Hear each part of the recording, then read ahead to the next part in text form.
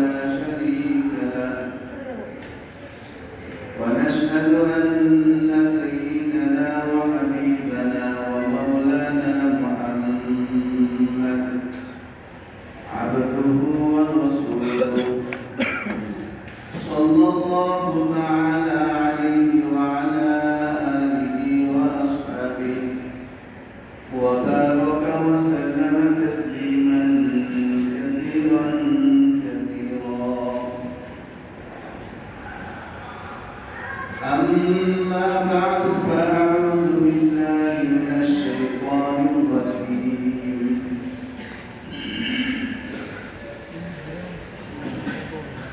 بسم الله الرحمن الرحيم. اليوم أكملت لكم دينكم وأتممت عليكم نعمتي ورضيت لكم الإسلام دينا. وعن أبي هريرة رضي الله تعالى عنه أن رسول الله صلى الله عليه وسلم قال: للصائم فرحتان، فرحة عند فطره وفرحة عند لقاء ربه، أو كما قال النبي عليه الصلاة والسلام. اللهم صل على محمد وعلى آل محمد كما صليت على إبراهيم وعلى آل إبراهيم إنك حميد مجيد. اللهم بارك على محمد وعلى آل محمد كما باركت على إبراهيم وعلى آل إبراهيم إنك حميد مجيد.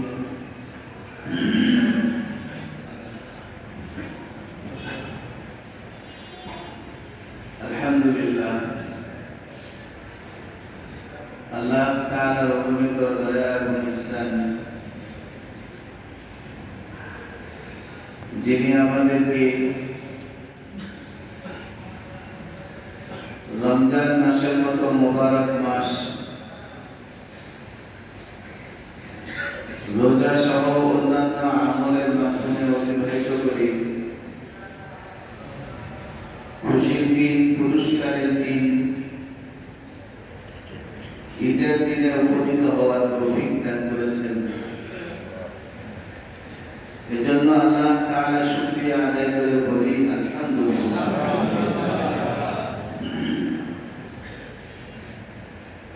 যেহেতু আজ দিন পুরস্কার বিতরণের দিন, আর পুরস্কার বিতরণের দিন স্বাভাবিকভাবে মানুষ দুই ভাগে বিভক্ত হয়। এক ভাগ পুরস্কৃত হয়, আর এক ভাগ পুরস্কৃত হয় না। যারা পুরস্কৃত হয় তারা সন্তুষ্ট হয়, আর যারা পুরস্কৃত হয় না তাদের মন খারাপ হয়, দুঃখিত হয়।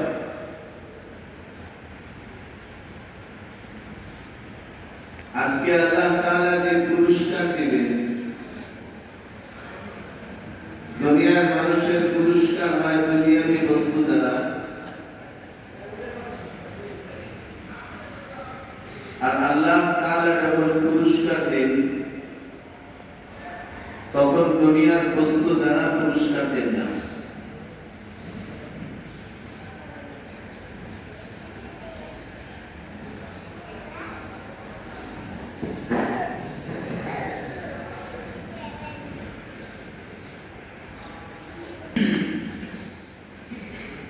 আল্লাহ তাআলা যখন পুরস্কার দেন, আল্লাহ তাআলার পুরস্কার আর দুনিয়াবি মানুষের পুরস্কার ভিন্ন হয়।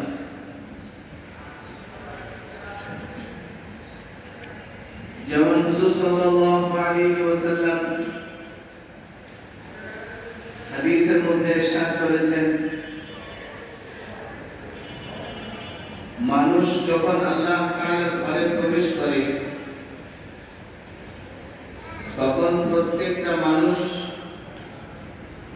আল্লাহ তাআলার মেহমান হয়। যায়িরু বাইতিল্লাহি যুয়ুফুর রহমান, যারা আল্লাহর ঘরে প্রবেশ করে তারা আল্লাহ তাআলার মেহমান হয়। ওয়া লিকুল্লি জি সাহিবিল বাইতি হাক্কুন আন ইউকরিমা যায়ফা। হুজুর সাল্লাল্লাহু আলাইহি ওয়াসাল্লাম বলেন, প্রত্যেক মেজবানের উচিত তার মেহমানের কদর করা, মেহমানদারি করা। তো যারা আল্লাহর ঘরে প্রবেশ করেন তারা যেহেতু আল্লাহর মেহমান হয়, তাহলে আল্লাহরও হক হলো মেজবান হিসাবে তার মেহমানের হক আদায় করা, মেহমানদারি করা। তাই আল্লাহও তার ঘরের মেহমানের হক আদায় করেন। কিভাবে? হুজুর সাল্লাল্লাহু আলাইহি ওয়াসাল্লাম বলেন, আল্লাহ তার মেহমানের হক আদায় করেন তার মেহমানের সকল গুনাহ মাফ করার মাধ্যমে। আল্লাহ তাআলা তার মেহমানের হক আদায় করেন তার সকল গুনাহ মাফ করার মাধ্যমে, তার মেহমানের হক আদায় করেন। এজন্য আল্লাহর পক্ষ থেকে গুনাহ ক্ষমা পাওয়া, এটা হলো বান্দার জন্য সবচেয়ে বড় নিয়ামত। কেননা এটা আল্লাহর পক্ষ থেকে বান্দার জন্য বড় মেহমানদারি। তাই ঈদের দিন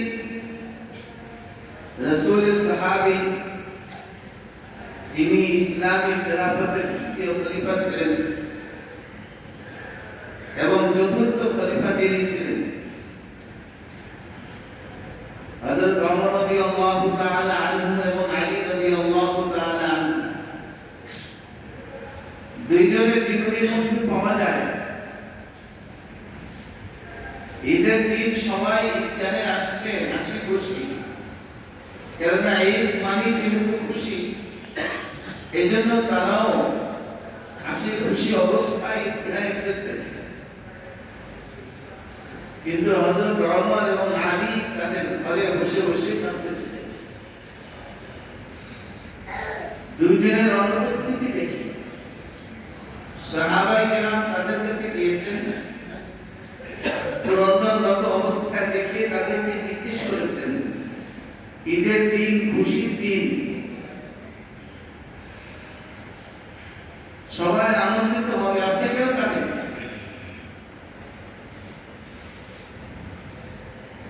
উভয় সাহাবা একই উত্তর দিয়েছিলেন। তাদের উত্তর ছিল, আনন্দ তো ওই ব্যক্তির জন্য যে আল্লাহর পক্ষ থেকে ক্ষমা পেয়ে গেছে। যে ক্ষমা পায়নি সে তো আসামি, আর আসামির জন্য কোনো আনন্দ হয় না। অতএব ওমর রাদিয়াল্লাহু তাআলা আনহু বলতেন, আমি যে ক্ষমা পেয়েছি এটার তো কোনো সুনিশ্চিত আল্লাহর পক্ষ থেকে ঘোষণা নেই, আমি ওমর কিভাবে আনন্দিত? তাই ওমর রাদিয়াল্লাহু তাআলা আনহু থাকতেন। যেহেতু আজকে ঈদের দিন, পুরস্কার বিতরণের দিন, যে পুরস্কৃত হবে সে আনন্দিত হবে, যে পুরস্কার পাবে না সে ক্ষতিগ্রস্ত। তাই আল্লাহ তাআলার কাছে বারবার এই দোয়া করতে থাকা, যাতে আল্লাহ তাআলা আমাদেরকে পুরস্কৃত করেন। যার রোজা কবুল সে আজকে পুরস্কৃত। যার রমজান মাস কবুল সে আজকে পুরস্কৃত। তাই আল্লাহ তাআলার কাছে বেশি বেশি দোয়া। 3 নম্বর বিষয় হলো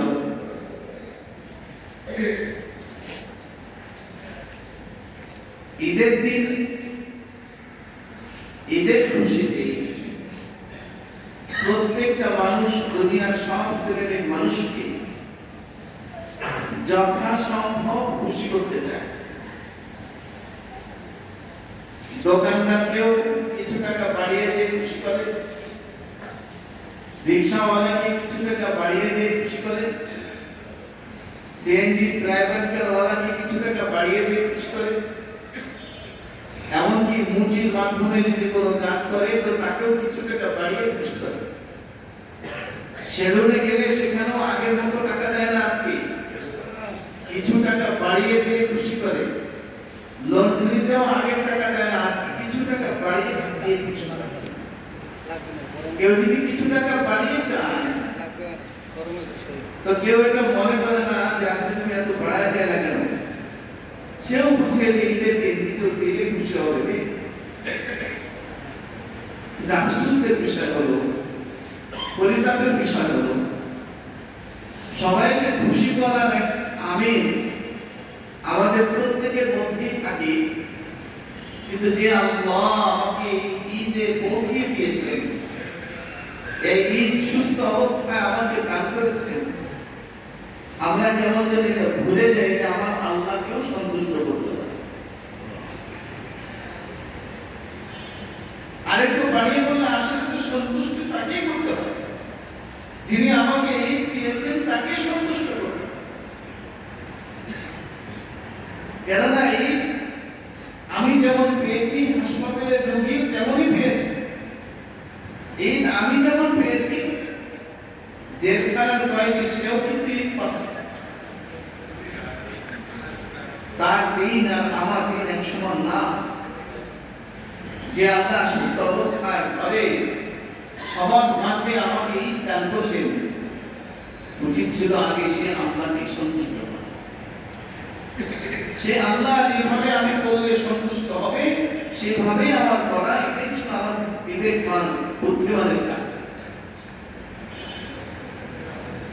আফসোস হলো এটা, মানুষ যার পক্ষ থেকে ঈদ পাচ্ছে, যার পক্ষ থেকে সুস্থতা পাচ্ছে, যার পক্ষ থেকে নেয়ামত পেল, তাকে সন্তুষ্ট করার কথাই মানুষ সর্বপ্রথম ভুলে গেল। এজন্য এই কথা আমাদের বারবার মনে রাখতে হবে যে আল্লাহ আমাকে এই ঈদ দান করেছেন, আমার উচিত তাকে সন্তুষ্ট করা, কেননা তিনি সন্তুষ্ট হলেই আমাকে পুরস্কার দিবেন। আল্লাহ আমাদেরকে তাকে সন্তুষ্ট করার তৌফিক দান করেন। ঈদের দিন জরুরি একটা আলোচনা মনে রাখার প্রয়োজন। রাসূল সাল্লাল্লাহু আলাইহি ওয়াসাল্লাম হাদিসের মধ্যে বলেছেন, মান সামা রমাদান থুম্মা আতবাআহু সিত্তান মিন শাওয়াল কানা কাসিয়ামিল দাহর। যে ব্যক্তি রমজান মাসে রোজা রাখার পর শাওয়াল মাসে 6টা নফল রোজা রাখলো, সে যেন সারা বছর রোজা রাখার সওয়াব পেয়ে গেল। রমজানের রোজার পর যে ব্যক্তি শাওয়াল মাসে 6টা রোজা রাখবে, সে যেন সারা বছর নফল রোজা রাখার সওয়াব পেয়ে গেল। এজন্য আমরা রমজান মাস যেমন রোজা রেখেছি, রমজানের পরে শাওয়াল মাসেও 6টা রোজা রাখার নিয়ম করব। তবে 6টা রোজা রাখার ক্ষেত্রে মাসআলা মনে রাখতে হবে। 1 নম্বর মাসআলা মনে রাখতে হবে, রমজান মাসে যেমন সেহরি শেষ হওয়ার 5 মিনিট পর আযান দিত, ঠিক এখনো যদি আমরা রোজা রাখি আযানের 5 মিনিট আগ পর্যন্ত খেতে পারবো, এই ধারণা করা সম্পূর্ণ ভুল। কেননা আগের টাইমে এখন ফজরের আযান দেওয়া হবে না। অতএব ক্যালেন্ডার দেখে সাহারির শেষ সময় যেটা, সেই সময় নির্ণয় করে আমরা সাহারি খাওয়ার চেষ্টা করি। 2 নম্বর মাসআলা মনে রাখবো, এই শাওয়ালের 6 রোজা লাগাতার একসাথে 6টা রোজা রাখা এটা কোনো জরুরি না, সারা মাস মিলে 6টা রোজা রাখলে যথেষ্ট। 3 নম্বরে মনে রাখবো,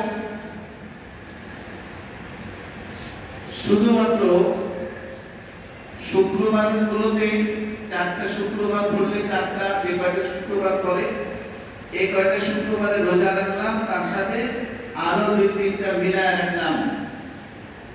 অনেকেই আমাকে আপনাদেরকে বলবে যে শুক্রবারে রোজা রাখা জায়েজ নাই, এই কথায় কান দেওয়াও জায়েজ নাই। আপনি শুক্রবারে রাখতে চাইলে শুক্রবারে রাখতে পারবেন, অন্য দিনে রাখতে চাইলে অন্য দিনও রাখতে পারবেন। 4 নম্বর মাসালা মনে রাখবেন, অনেক সময় মা বোনদের রমজান মাসে রোজা মিস হয়, তাই ওনারা জিজ্ঞেস করেন যে আগে কাজা রোজা রাখবো না শাওয়ালের রোজা রাখবো।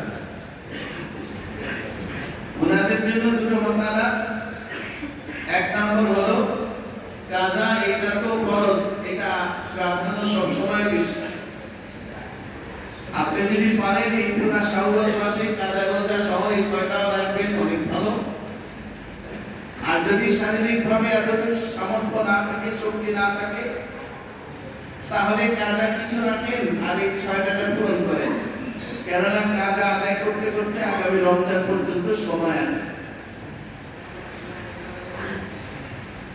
2 নম্বর মা বোনদের জন্য যে মাসালা, সেটা হলো কাজা রোজা আদায়ের সাথে সাথে নফলের নিয়ত করে নিলে নামাজের মতো করে নফল রোজাও আদায় হবে, কাজা রোজাও আদায় হবে।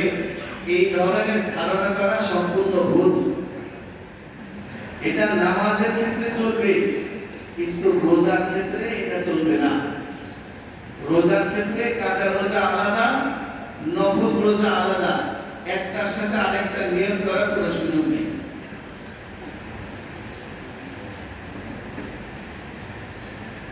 আমরা এইভাবে চেষ্টা করব ইনশাআল্লাহ সকলের রোজাটা পরিপূর্ণ করার জন্য।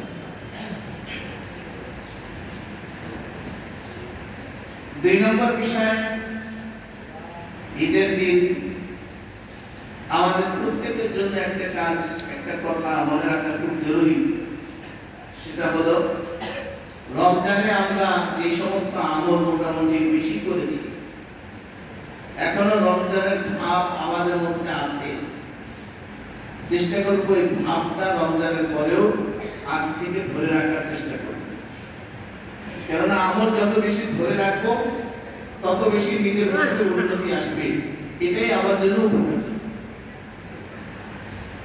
কেননা শয়তান এতদিন আমাকে ধোঁকা দিতে পারে নাই, মন্ত্রণার মাধ্যমে সে আমাকে ধোঁকা দিয়েছে। অথবা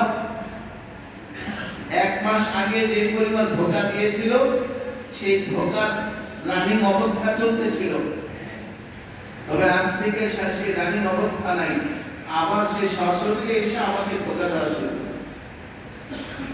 এজন্য সশরীরে ধোঁকা থেকে বাঁচার জন্য রমজানে আমরা যে গুণগুলো অর্জন করেছিলাম, চেষ্টা করব এই গুণগুলো ধরে রাখার জন্য। যার সর্বপ্রথম গুণ, যে গুণ শয়তানের মাজাকে পরিপূর্ণ ভেঙে দেয়, যে গুণ সরাসরি আল্লাহর রহমত আমার জন্য উপস্থিত করে, এই একটা গুণ যদি ধরি, এই এক গুণের মিছিলে আরো 10 গুণ আমার মধ্যে চলে আসে। সেই একটা গুণ হলো ফজরের নামাজ জামাতের সাথে আদায় করার গুণ। রমজান মাসে আমরা মোটামুটি অনেকেই ফজরের নামাজ জামাতের সাথে পড়েছি।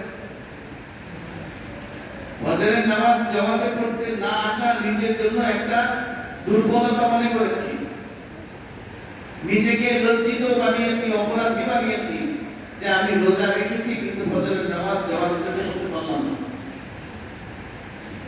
শুধু ফজর নয়, এমন 5 ওয়াক্ত নামাজের ক্ষেত্রে অনেক মুসলমান ভাইয়ের মধ্যে এই অনুশোচনা ছিল, যেটা রমজানের আগে ছিল না, রমজান মাসে ছিল, যে নামাজ চলে যাচ্ছে, আমি এখন যেতে পারলাম না।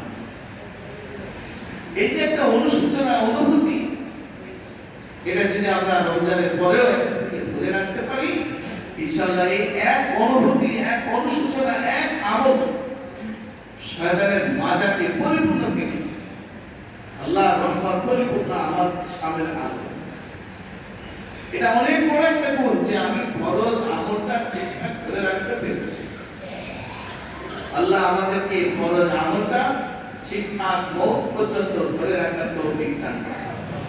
আগের থেকে যেহেতু ঘোষণা হয়েছে 8:30টায়